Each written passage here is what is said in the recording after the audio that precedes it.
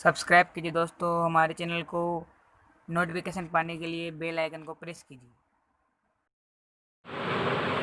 नमस्कार। हम उच्चारण स्थानों के बारे में चर्चा कर रहे थे। आज उच्चारण स्थानों को उसी क्रम में आगे बढ़ाते हुए उसके बारे में चर्चा करते हैं। देखिए, अपन ने 3 उच्चारण स्थान पढ़ लिए थे।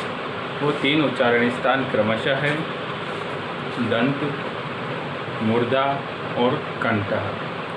इन तीनों उच्चारण स्थानों का अध्ययन अपन ने कर लिया था कि इन उच्चारण स्थानों से इन स्थानों से कौन कौन से वर्ण बोले जाते हैं, कौन कौन से वर्ण की ध्वनि यहाँ से निकलती है। और ये भी देखा था कि भाई इन वर्णों को बोलने में सहायक रूप से कौन से स्थान का प्रयोग किया जाता है।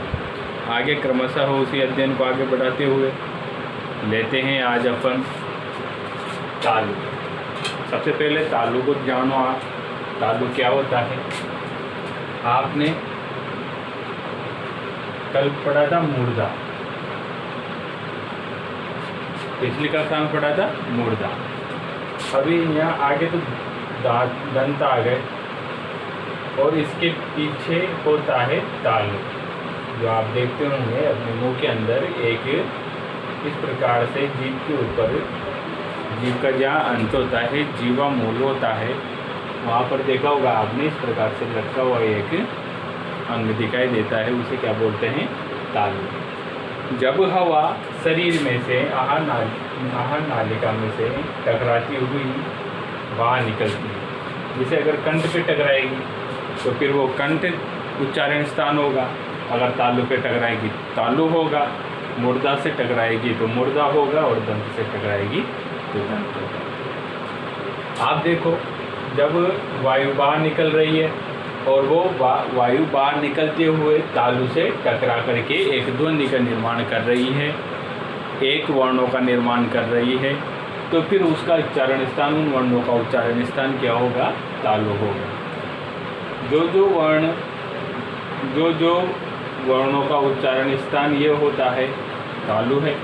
अब देखो, ऐसे कौन कौन से वर्ण होते हैं जो तालु के माध्यम से बोले जाते हैं, जिनका उच्चारण स्थान तालु है। तो सबसे पहले देखो ये ई, यहाँ पर देखो आप, ये ई है। तो अब उसी प्रकार से ग्रहण करेंगे, ऋष को भी ग्रहण करेंगे, दीर्घ को भी ग्रहण करेंगे और प्लुत को भी ग्रहण करेंगे। एक ई आने पर ये अपने सभी वर्णों को, अपने संबंधित सभी वर्णों को ग्रहण किया जाता है। जैसे ई से संबंधित है बड़ी ई, और इसका भी प्लुत ई। तो इन तीनों ई का उच्चारण स्थान कहाँ से हुआ? तालु से हुआ। इसके बाद में आप देखो ये चू, मैंने बताया था वर्ग पढ़ा रहे थे अपन, व्यंजनों में वर्ग पढ़े, वहाँ पर कु चू टू टू टू इस प्रकार से सूत्र लिखा था, और चू का वर्ग बनाया था। तो चू का वर्ग है च वर्ग। तो जो ये च वर्ग में जो वर्ण आते हैं, उन वर्णों का भी उच्चारण स्थान क्या है? तालु है। च वर्ग में कौन कौन से वर्ण आते हैं? च, छ, ज, झ और ये वर्ण च वर्ग में आते हैं। इसके बाद में देखो आप यकार का उच्चारण स्थान क्या होगा? तालु। आपसे क्वेश्चन पूछा जाए कि यकार का उच्चारण स्थान क्या है, तो तालु। आपका आंसर तालु होना चाहिए। और ये शकार, अपन जब तीनों श पढ़ते हैं, श और ये श, ये 3 श होते हैं। इन तीनों श को पढ़ते हैं तो इनका उच्चारण स्थान तीनों का ही अलग अलग होता है। अगर इन्हें शुद्ध रूप से बोलने का प्रयास करें, तो अगर इस शकार को बोलेंगे तो फिर तालु की सहायता से बोलो आप, तो आपका एकदम शुद्ध उच्चारण इस शकार में होगा, नहीं तो फिर ये वाला सही निकलेगा आपने। आगे देखो, शकार का उच्चारण स्थान ये है, यानी अब हम देख सकते हैं तालु से कौन कौन से वर्ण बोले जा रहे हैं। तीनों प्रकार की ई, ऋ, दीर्घ, प्लुत, उसके बाद में च वर्ग के पूरे 5 वर्ण, फिर उसके बाद में य और श, इनका उच्चारण स्थान तालु है। उसके बाद में देखते हैं ओष्ठ। ओष्ठ देखो, होस्ट को सब जानते ही हो, होठों को संस्कृत में होस्ट बोलते हैं, हिंदी में होठ बोलते हैं। अब यहाँ पर देखो होठों से कौन कौन से वर्ण बोले जाते हैं। एक तो ये ऊ, यानी ये भी स्वर है, तो स्वर भी तीनों प्रकार के आएंगे, ह्रीस दीर्घ और लुत्फ पे 3 की मात्रा लगती है ऊ।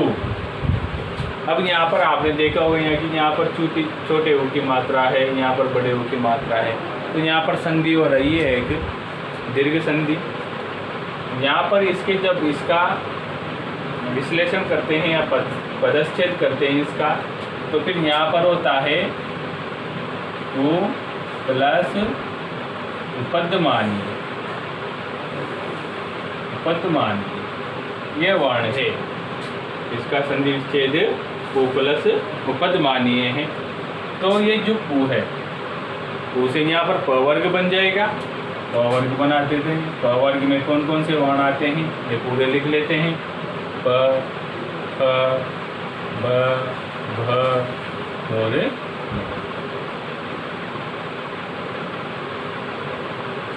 फिर पूरे 5 वर्णों का उच्चारण स्थान क्या होगा, ओष्ठ होगा। एक पदमानीय ओष्ठ है, उपध्मानीय उपध्मानीय वर्ण है। ये उपध्मानीय वर्ण प और फ, ये प और फ ये है, लेकिन इसमें भी अर्ध विसर्ग आती है। अर्ध विसर्ग का मतलब है इनके पीछे इस प्रकार से ये अर्ध विसर्ग प और फ, ये पदमानीय उपध्मानीय वर्ण है जो इस प्रकार से लिखे जाते हैं। अगर आपसे पूछा जाए प के पीछे अर्ध विसर्ग हो तो फिर इसका उच्चारण स्थान क्या है, तो आप बताओगे ओज। प के पीछे उच्चारण स्थान किसका, ये अर्ध विसर्ग है, तो फिर उच्चारण स्थान क्या होगा, ओज।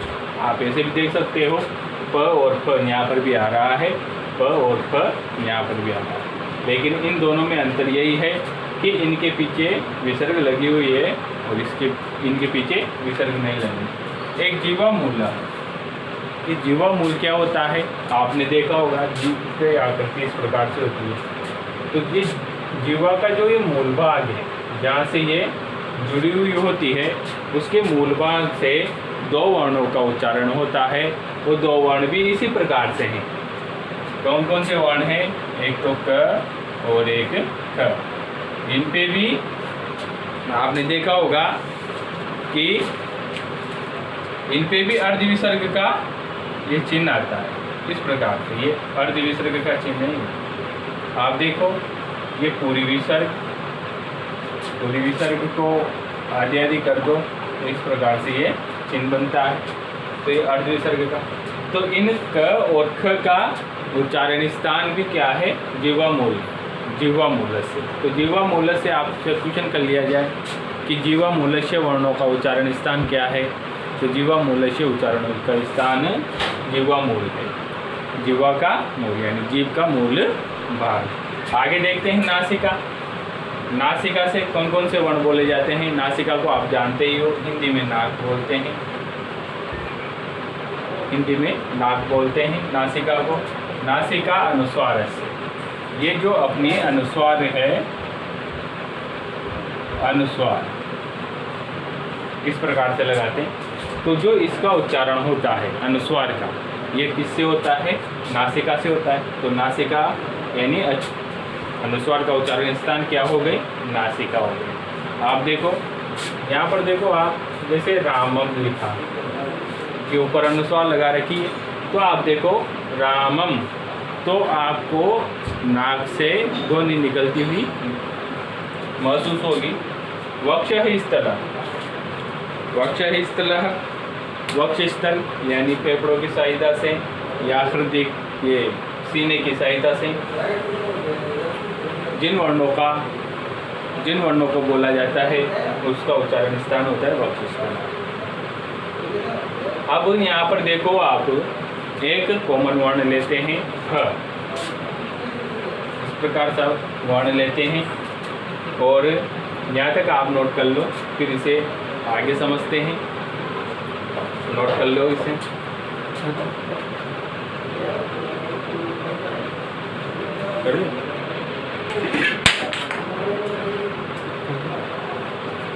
देखो अपन पढ़ रहे थे वक्षस्थल, वक्षस्थल से कौन से वर्ण बोले जाते हैं। यहाँ पर एक कॉमन वर्ण है ह। अगर ह के साथ साथ अगर कुछ वर्णों को संयुक्त रूप से बोलते हैं तो फिर आपने देखा होगा कि जैसे बोल करके देखते हैं, जैसे भ्रम, तो जो भ्रम है ह प्लस म, तो इसमें जब वर्ण ये वर्ण बोला जा रहा है तो फिर अपने शरीर में कंपन होता है। जोर कहाँ पर पड़ता है? ये वक्षस्थल पर पड़ता है, सीने पर पड़ता है। आप देखो परिभाषा में उरस्य, उरस्य यानी भी वक्षस्थल, उरह वर्ण को जब बोलते हैं तो वो हृदय वक्षस्थल से बोला जाता है। अर्थात ह वर्ण का उच्चारण, ह का उच्चारण य, व, ल और म, इसका उच्चारण ह का उच्चारण य, व, ल, म वर्णों के साथ संयुक्त रूप से किया जाता है। जैसे आपने कभी देखा होगा एक ये चिन्ह शब्द है, आपने चिन्ह शब्द सभी ने देख रखा है। तो यहाँ पर देखो ह में क्या मिला हुआ है? ये न मिला हुआ है। तो ह के साथ साथ किस वर्ण का उच्चारण भी हो रहा है? न, यानी ह और न, इन दोनों का संयुक्त रूप से उच्चारण हो रहा है। तो चिन्ह, तो आपने देखा होगा कि यहाँ पर सीने पर थोड़ा जोर पड़ता है इनको वर्णों के उच्चारण में। तो संयुक्त रूप से किस रूप में करेंगे? ह और इन वर्णों का उच्चारण संयुक्त रूप में, यानी दोनों को मिला करके करेंगे। तो हकार का उच्चारण स्थान क्या होगा? वक्षस्थल होगा। क्या होगा? वक्षस्थल। जैसे कुछ वर्ण देखे हैं, सभी के एक एक वर्ण लेते हैं। जैसे ह प्लस ये बनता है हिय। एक शब्द है बाह्य, बाह्य। यहाँ पर आप देखो जो ये ह वर्ण है, इस ह वर्ण में ये यकार मिला हुआ है। यहाँ पर इस प्रकार से लिखते हैं ह प्लस य, बाह्य ये वर्ण बनता है। ह प्लस व आह्वान, यहाँ पर उच्चारण करके देखिए आप, यहाँ पर आपको महसूस होगा कि सीने पर थोड़ा ज़्यादा जोर लग रहा है। एक है चिन्ह, तो ह प्लस न का क्या है? चिन्ह। उसके बाद में एक है ह प्लस म, ये म है, ह प्लस म। इन दोनों को उच्चारण करते हैं तो एक शब्द है अपने पास ब्रह्म। यहाँ पर स्पष्ट रूप से दिखाई दे रहा है आपको ब्रह्म बोलने में कि सीने पर थोड़ा जोर पड़ता है। ह प्लस ल आह्लादन। यहाँ पर अब आप देखो कि ह में मिलाते हैं सारे वर्ण। ह में किस प्रकार से मिलाते हैं? मैंने मिला करके बताएं आपको। ह में यह मिलेगा तो ये वाला डंडा ये पूरी इस प्रकार से मिल जाएगा। आह्वान, व यहाँ पर मिलता है, ये व, ये पूरा डंडा आ गया। चिन्ह, ह में न कैसे मिलेगा? तो ये जो पीछे वाली पूंछ होती है इस पे ये न की आकृति बनाई जाती है। ह में म किस प्रकार से मिलेगा? तो आप देखो जो ये वाली पूंछ है इसमें म की आकृति बना करके पूरा डंडा लिखा जाता है। ह में ल कैसे मिलाएंगे? तो आपने देखो ये ल इस प्रकार से मिला हुआ है, स्पष्ट रूप से दिखाई दे रहा है आपको। इस प्रकार से मिलते हैं। इनका उच्चारण स्थान क्या है? वक्षस्थल। इसे नोट कर लो। अब देखो अपन ने मूल रूप से जो उच्चारण स्थान होते हैं वो 8 होते हैं, उन 8 का क्रमशः अध्ययन कर लिया है। इसके बाद में कुछ वर्णों को बोलने के लिए 2 स्थानों की भी आवश्यकता होती है। जैसे कंठ और ओष्ठ से बोले जाते हैं कुछ वर्ण कंठ और तालु से बोले जाते हैं। कुछ वर्ण नाक और कंठ से, जैसे नासिका कंठ से, नासिका दंत से, इस प्रकार से वर्ण बोले जाते हैं। तो वो कौन कौन से वर्ण होते हैं ये अपन देखते हैं। तो प्रथम देखिए दंतोष्ठ। यहाँ पर दंतोष्ठ लिखा हुआ है, यानी कौन कौन से 2 वर्ण है, उच्चारण स्थान है। एक तो है दंत और ये ओष्ठ।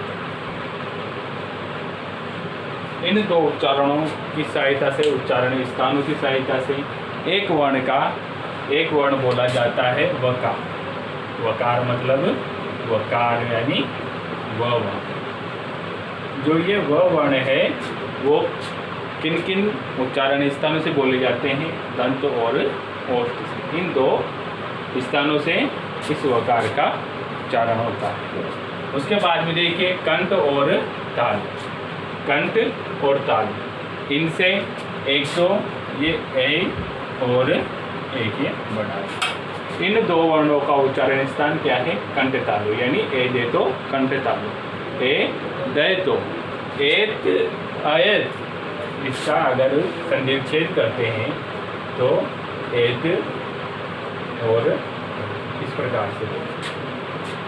यहाँ पर ज़्यादा डीप जाने की आवश्यकता नहीं है, आप तो सिर्फ सीधा ये याद रखो कि ए और ऐ का उच्चारण स्थान क्या है? कंठ तालु। आप सूत्र की सहायता से भी याद रख सकते हैं और वर्ण की सहायता से भी याद रख सकते हैं। आपकी इच्छा है किस रूप में आप याद करते हैं।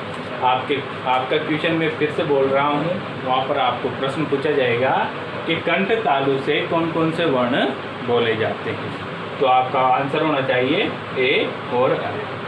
या फिर इस प्रकार से क्वेश्चन पूछ लिया जाए ए और ऐ का उच्चारण स्थान क्या है, तो फिर आप वहाँ पर लिखना कंठ तालु, यानी कंठ और तालु, इन दोनों स्थानों से इस वर्ण का उच्चारण होता है।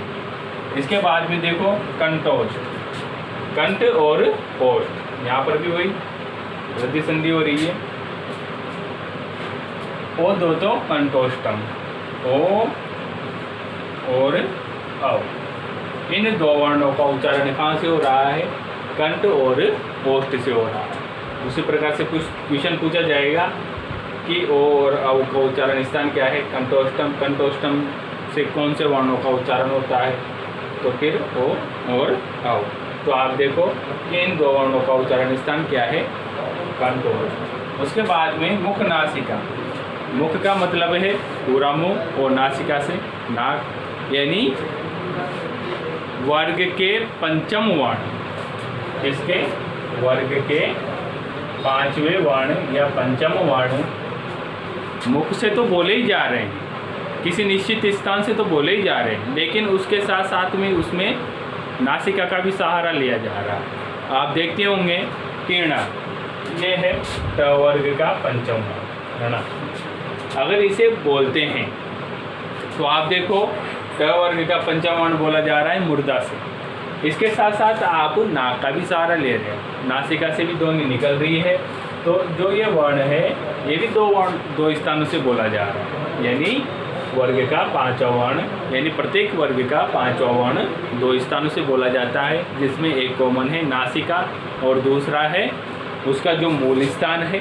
वर्ग में अपन ने पढ़ा ही था कि क वर्ग में जैसे णे आता है तो क वर्ग का उच्चारण स्थान कंठ है, तो ये णे कंठ से भी बोला जाएगा और नाक की सहायता से भी बोला जाएगा। तो अलग अलग है सभी के, देख लो आप एक बार फिर। वर्ग के पांचों वर्ण है, ये पंचम वर्ण के पूरे वर्गों में विभाजित है। ये है च वर्ग का, इसका च वर्ग का पंचम वर्ण। ये है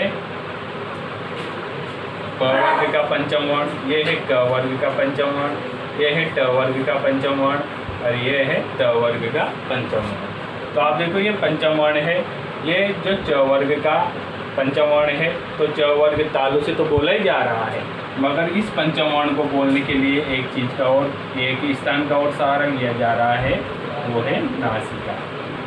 तो इसके सबके पीछे नासिका लिख दो, जैसे कैसे नासिका लिख दो सबके पीछे।